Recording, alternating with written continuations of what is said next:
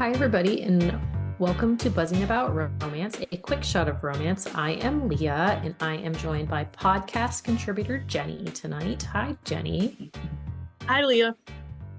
And we are going to be reviewing Hold Me Today by Maria Lewis. Now, this is one of my all-time favorite books. I'm just prefacing that. So it was released in January 5th. It was on. Let's try that one again. It was released on January 15th, 2019. The tropes are best friends, older brother, childhood crush. He is a good guy hero, blue collar hero, a fake relationship. There is close proximity and there's a slow burn, but it is not, I'm not sad about it because there are some moments. Right. It's there's some kindling before we get to the fire. Yeah, there's some kindling that ends up almost in a disaster too, but we'll talk about that a little bit. Yes. So this is from the Put a Ring on It series. It is book one, but it is a series of standalones. So like the characters aren't interconnected, but you can jump around this series. You don't have to read them in order. It is told in dual first person point of view. And like I said, it's a slow burn. So that put out percentage is at 58%. So I actually did the audiobook for this most recently. It is Patrick Zeller and Scarlett Hayes. And it was really well done. I really enjoyed it. There were a couple things that like I didn't love, but we can talk about that later too. And there is a third act breakup, but this one works and it makes sense. And it's not one of those, like nothing happens, but it's more of a searching type of breakup. So it didn't make me mad that the breakup happened. Because right. I wouldn't even call it like a breakup per se. It's like we need to figure out life. It's like breakup adjacent. Because they do spend some time apart. Like they're not broken up in the sense where they're broken up, but it's just like, so let's just talk about that. So Nick basically tells Mina something and she cannot reciprocate things. And so he basically tells her to take a step back, to think about things and where she wants to take things. So like, based on Mina's like history that she needs that time in that space, and Nick really understands that, which I really appreciate. Right. And like along those lines, one of the things he keeps telling her is like dreams are temporary longings. Mm-hmm. So it kind of plays into their relationship as well. Yeah, that's one of my favorite quotes. I have it highlighted. It says, so they have this whole email exchange. That's the big premise of the book. And that's actually what I didn't like about the audiobook is the way that they did the email introductions and stuff like that. Because like as you're looking at it, they're written out as an email. And I like it in the book and I like the format, but like in the audiobook, like they read all the to, the from, regarding. They're like regarding.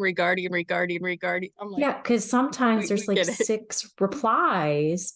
And so it kind of threw me out of the story a little bit. But both the hero and the heroine narrators, like they really captured the essence of these characters, so I dislike the email aspect of it, but it didn't ruin the book for me. But anyway, so my quote is, someone once told me that dreams are temporary longings. You want one thing, and when you ultimately achieve it, your dreams morph into something new. Your dream morphs into something new, something bigger than anything else you've ever thought possible. And I just really love that. It's so true. I think everybody can relate to that. Mm-hmm. I agree. So Mina, when the book opens up, Mina is in the process of opening her own hair salon. Like that is like one of her dreams. She's always wanted to do it. And she has trusted a not so trustworthy contractor who has since stolen her money and disappeared. And he so took her lucky penny too. Yes, who she got from Nick's mom. So that was devastating for her. And so Effie is her best friend, and Nick is Effie's older brother. He owns his own like construction and restoration company. And so she hires Nick to do the work. And there's so many moments in this book that I just love so much. Like he does so many little things for her in the salon itself that he wants to do, but she gets mad about it. Right. And I think like just their relationship in general is like Nick is the romantic here. He is the one Hmm. looking for the long-term relationship. Yeah. He's just gotten off Put a Ring on It, which is Yeah, it's a reality show, like the crappy bat. Bachelor-esque. Yes, yeah, the crappy version of The Bachelor. I mean, it's yeah, Yeah. it's like Um, second tier Bachelor. right. I mean, and you could totally like imagine what this show looks like. And if you read Hmm. Savannah's book, which I think is the last full book in the Yes, book series, 3. Hmm. yeah, you get more about that.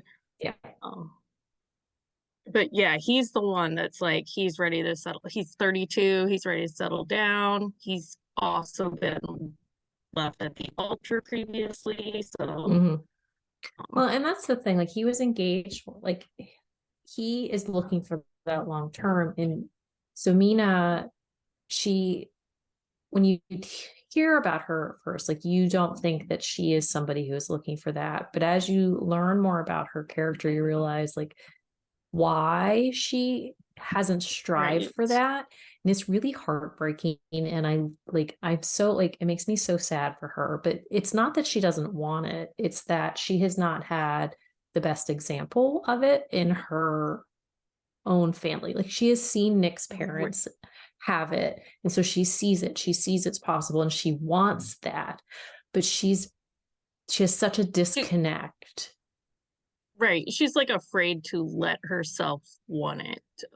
Hmm. Like yeah, like she kind of has these feelings of like she doesn't deserve more than that, and that Happiness. yeah, and Hmm. that comes from her situation that you learn Yeah. about. Yeah, and it's one of those things where she has went through her life where she's always felt like she's not enough. Nothing she does is enough. Like she tries to be like the perfect kid, but she can't be because not any, nobody is perfect. And so she is put down for that. Like she is, so there's this piece to it, and I'm not sure where it's in the book, so I might be spoiling this, that you find out that she is not her dad's biological daughter. She is adopted by him, but he's a piece of shit. Like, let me just say that. He is a terrible person. So she has no idea who her dad is, and they're Greek. And so they go to Greek school, like along with like other school. And so like part of her whole being is she's not Greek enough. Right. She really struggles with like belonging, and I mean, Yeah. she doesn't think she's Greek. Yeah. Hmm. Well, and she has dyslexia on top of it. So she Right. has, which she wasn't diagnosed till she was older because she'd always had problems, but it was never recognized. It was just her not being enough. And then when she is finally diagnosed, like she has like tricks that she does. And so she really, I love the dyslexia rep in this book. Right. It's very realistic in that like it's not front and center. It's just something that she kind of adapts Hmm. her life around. Like she's not gonna make like an office 9 to 5 job. Like that's not her. So Hmm. she finds joy in something else. She does, and she really plays to her strengths, like what she's good at. Because you find out, like when she was in high school for her prom, she didn't get asked to go to the prom, so she set up like a hair salon, and she did all of these people's hair to go to prom. And you find out that she wasn't friends with any of these people; they were kind of mean to her, like throughout her entire school career. But she did this for them because it was something she really was passionate about, like from an early age. And so Nick and Effie's mom like let her basically set up shop in their house, and she did everybody's hair. Yeah, she like made $15 a like She person. So has a she was doing racket. yeah, I was like, she was doing pretty Like, good. and that's the thing. Like, she's a smart businesswoman. Yes, she made a mistake trusting the wrong person, but I mean, how many? times you hear on the news where somebody got scammed by a contractor. She's not the first person. She will not be the last person, but she is smart. Like she might not have that. She might struggle with things, but it's not who she is. Like she's allowed it to define her in the sense that like she still has that not enough feeling, but her dyslexia is just part of who she is. It's not a character flaw. It's not a character. And one thing I really like about Maria Lewis, the way she did it, it wasn't part of her character. It was just she is a character with dyslexia. Right. Like, yeah, like I said, it's not front and center. Like, it's just she learns to adapt and go with it. Mm-hmm. Yeah. And so Nick comes in to save the day because he really is. He is this good guy. He is nice. He is sweet. He is a dirty talker. But so I was flipping through the book today just to like double check on a couple things. And there's this one line where Mina says, "I never expected you to have such a dirty mouth." He's like, "I never have before." Right. It's like she brings that out in him. But so let's talk about the leadings up to the full fire. So there's this moment where so her apartment is above the salon. They're on the stairs having a moment. They're moving forward. She has made contact and the stairs crash underneath him and he falls through them and is stuck dangling with his naughty bits in like dangerous territory. Right. Like I can envision it. Oh, I can too. And, yeah, because like he's using his hands. I think she says like suction cups against the wall to like hold himself up so he doesn't slide any further down. And but the naughty bits are like in danger of being like taken out by the wood shards because like stuff is like just ripped apart and like his leg is through. I think it's both legs actually. Like he is through the stair. Like they were having a moment. They're just about to get to the good stuff, and he went down. And then she has to ask for help and then she has to have throw up. Yeah, and that's one thing too I like about this series is like the side characters. So the guys that work with him, like they're a hoot and a half, and I love them, and they see all this happening, and they're like they know that there is more going on, but and they can't help but like make fun of him for some things. But and then there's Dom, who is on the show with him and who is a NFL player. And he makes a couple appearances in this book too. So at one point they go on this trip to Maine. Yep. And it's a singles trip. From Greek school. Yes. It was the Greek school, like people, because the Sophia chick they went to the Greek school with is like freshly divorced and on the search for a new husband, and she makes them all go. Her hair was described as like Cheeto orange, and I couldn't get over it. Like, no, I love that. I mean, I do have some orange hair, but yeah, but you have the rainbow. It doesn't count. Yeah, like, whew. Yeah, and I was curious. I'm like, how is that working?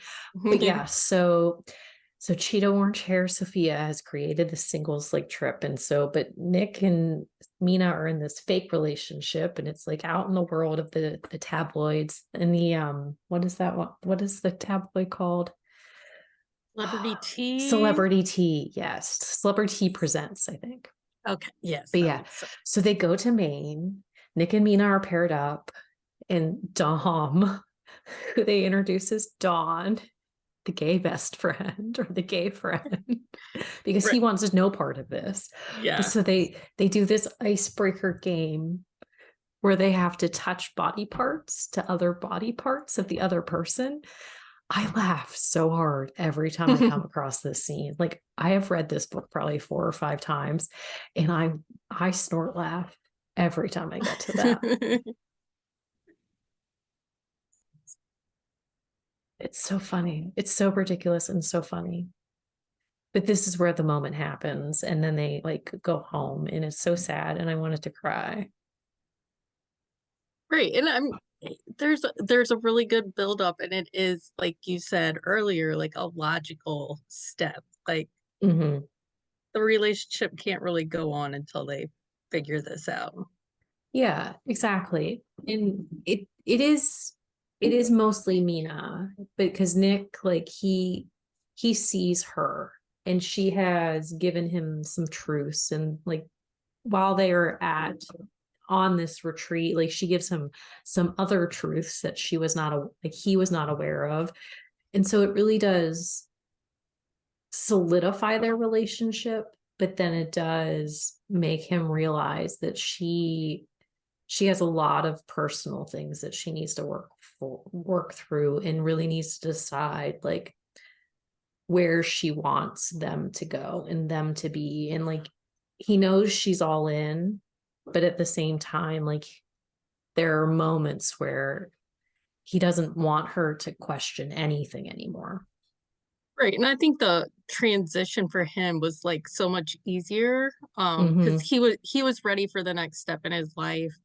And he kind of like he never really gave himself the opportunity to fully see, like Hmm. he always like just, I don't want to like, discredit is not the right word, but like he always just like shut off any possibility because that's Effie's best friend. Like, I can't do this.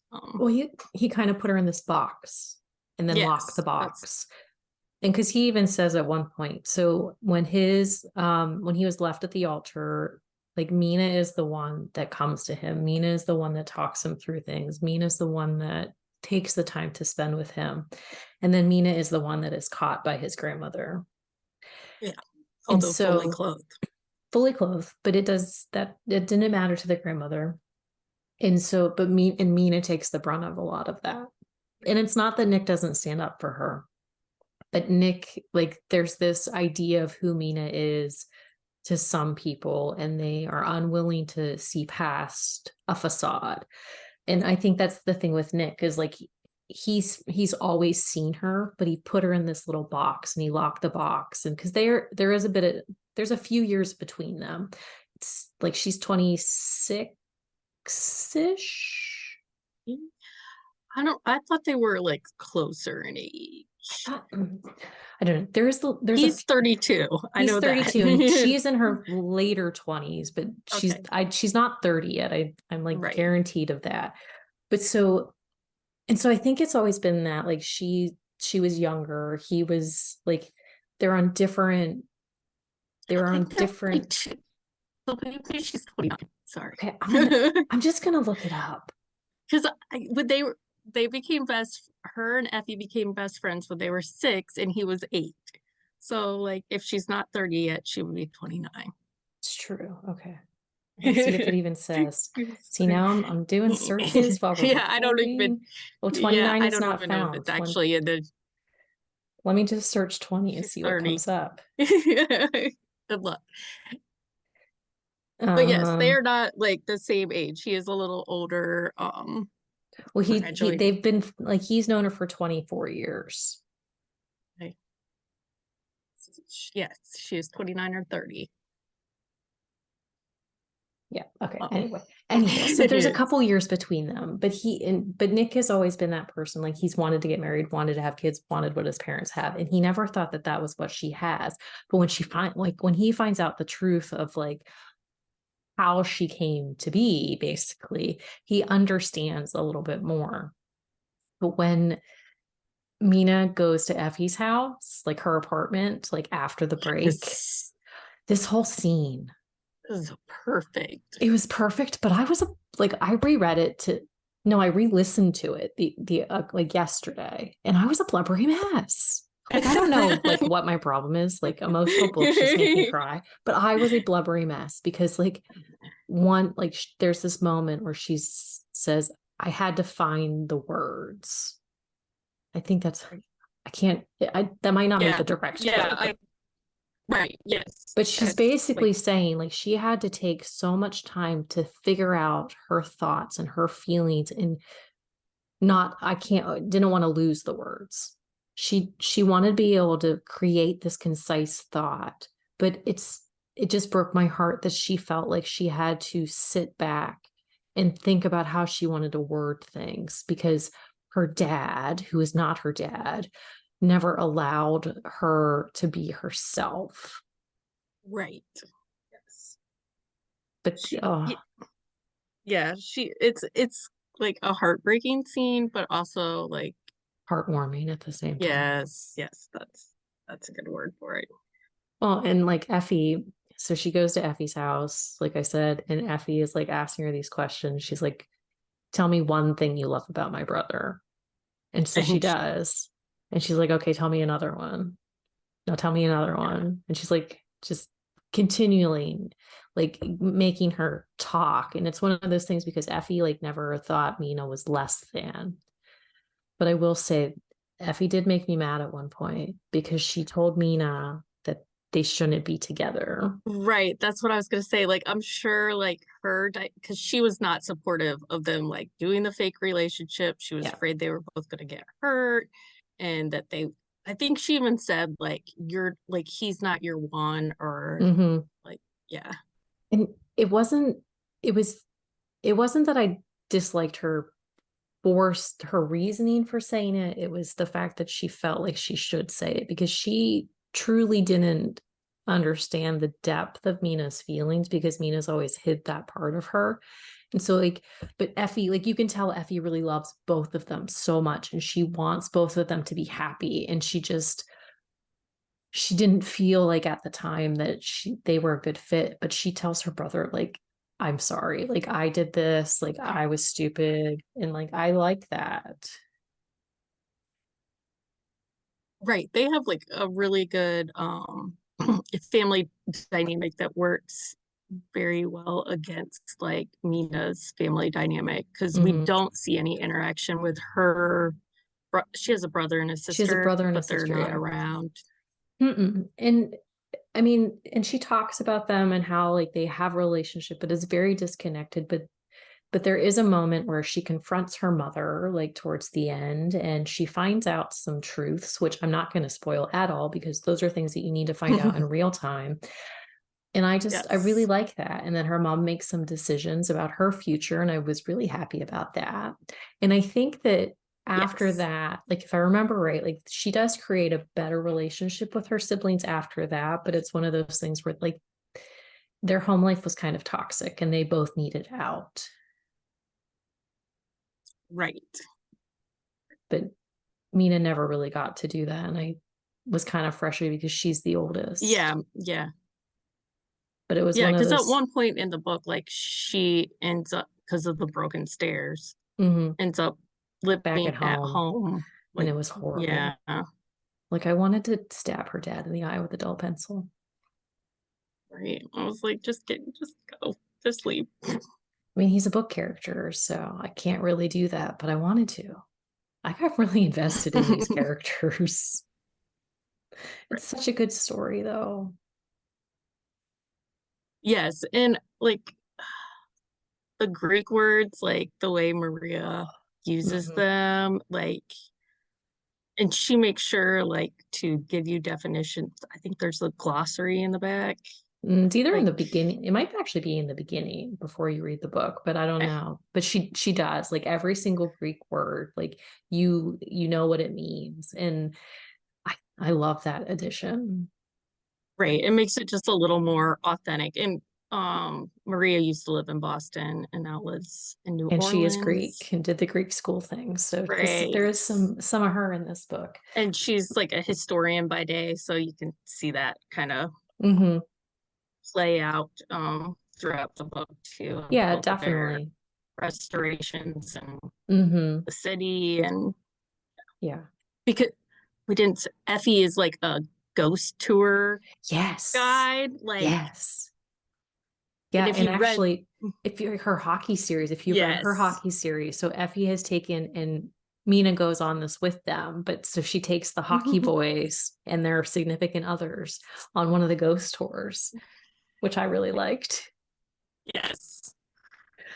But anyway, so just read this book. It's such a good book, such a good series. Like there's really like sweet, heartfelt moments. There's some funny moments. It's just overall like a great read and a good listen. So if you want like an audiobook, it is available in Kindle Unlimited. And I believe the audio is exclusive to Audible, but I'm not 100% sure on that one.